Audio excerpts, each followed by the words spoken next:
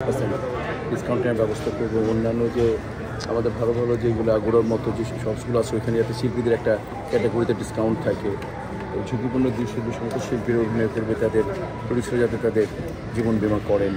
তারপর হচ্ছে যে একটা বিরাট 104 জন যে নতুন মেম্বারশিপ হয়েছেন তাদের মেম্বারশিপ আজীবন বহাল থাকবে।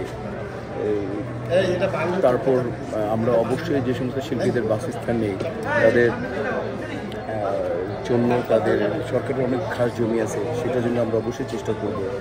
তো এরকম তো মনে করো।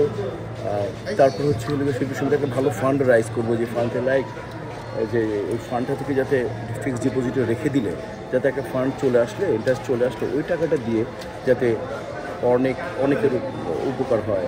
তারপর আমরা একটা বৃত্তি স্থাপন করব, মানে বাচ্চাদের জন্য, যাদের বাচ্চারা একটু ভালো এডুকেশনের জন্য যাতে ভিসার জটিলতার না ভোগে, এই জন্য এম্বাসির সাথে যোগাযোগ ব্যবস্থা করে এটাকে সহজ পদ্ধতিতে নিয়ে আসবো।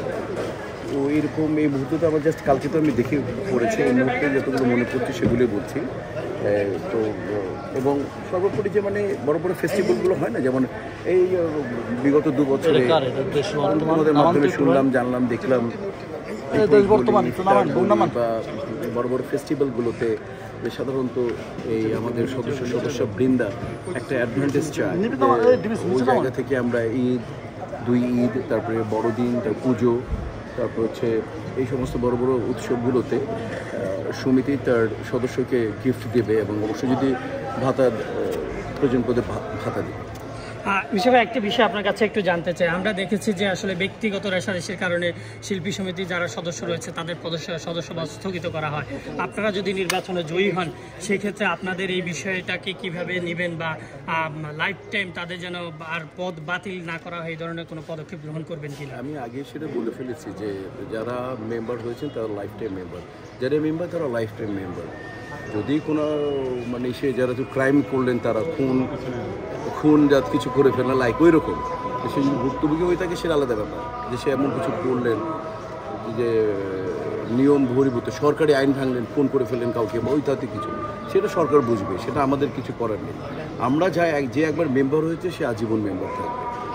আরেকটি বিষয় উঠে এসেছে এবার 2 পক্ষ থেকে আমরা যেটা শুনতে পেয়েছি, আপনারাও আসলে শিল্পীদের যে আবাসন ব্যবস্থার প্রতি জোর দিচ্ছেন, তারাও আবাসন প্রতি জোর দিচ্ছে। তা আপনাদের আসলে প্রক্রিয়া কি? এটা আসলে আরও আগ থেকে উদ্যোগ নেওয়া উচিত ছিল বলে মনে হচ্ছে কিনা আপনার কাছে? আগেটা তো আগে চলে গেছে, আগের কথা তো বলে লাভ নেই। আমরা এখন যেটা করবো বললাম তো যে সরকারের অনেক খাস জমি আছে।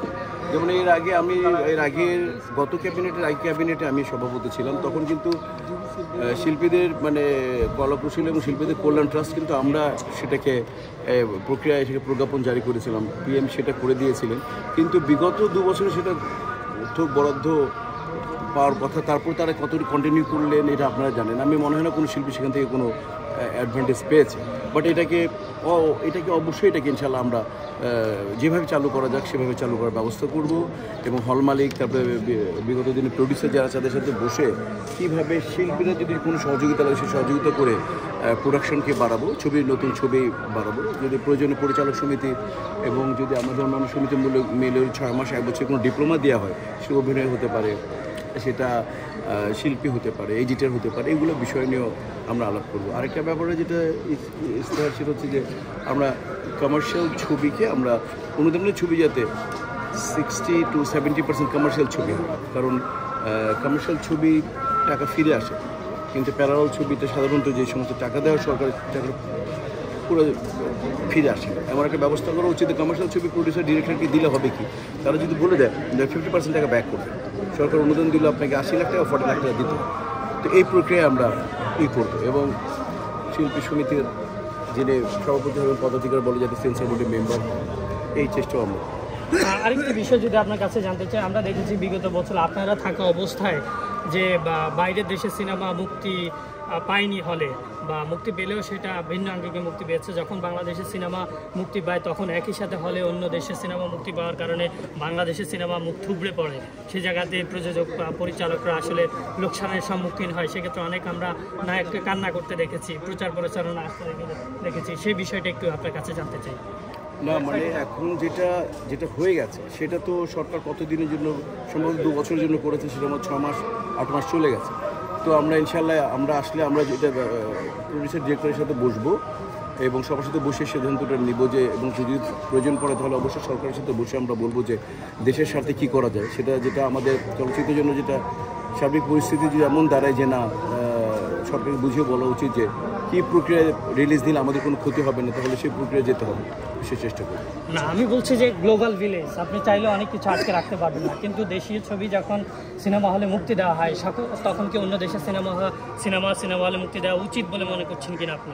না মানে আমি তো সেটাই বললাম, সেটা যদি আমাদের ডিরেক্টর, প্রডিউসার্স এবং আমাদের যে স্টেক হোল্ডাররা আছেন চলচ্চিত্রে, তারা যদি মনে করেন এবং আমরা সবাই মিলে আমাদের কার্যকরী পরিষদ যদি আমরা পাশ করি, কার্যকরী পরিষদ মনে করে, তাহলে অবশ্যই ব্যাপারে পদক্ষেপ নেবে এবং সেটা সরকার এখন থেকে পদক্ষেপ নিয়েছেন। সেটা আমি জানি 2 বছরের জন্য, অলরেডি 6-7 মাস চলে গেছে। তো আমি সেই জায়গা থেকে যেহেতু আমি জানি বিষয়টা, এই জন্য বলছি যে আমরা যদি দেশের সামগ্রিক পরিস্থিতি যদি এরকম নির্ণয় করে যে না আমাদের এই মুহূর্তে কথাটা বলা দরকার যে না রিলিজটা পরে দেন তাদের, বা যেমন যারা ঈদ বকরিতে দিবেন, আমাদের বড় উৎসবে তারা দিবেন, এরকম আছে। এখন রানিং ডেটে ছবি দিলে যদি রিলিজ খারাপ হয় তাহলে একটু বসতে, যদি সবাই অনুরোধ করে তাহলে অবশ্যই আমরাও বসবো তাদের সাথে, বসে অনুরোধ করবো যে বাংলা চলচ্চিত্র কীভাবে বাঁচা যায় সেই চেষ্টা সরকারও চায় এবং আমরাও চাই, ওটাই ব্যবস্থাই নিতে। জি, ধন্যবাদ।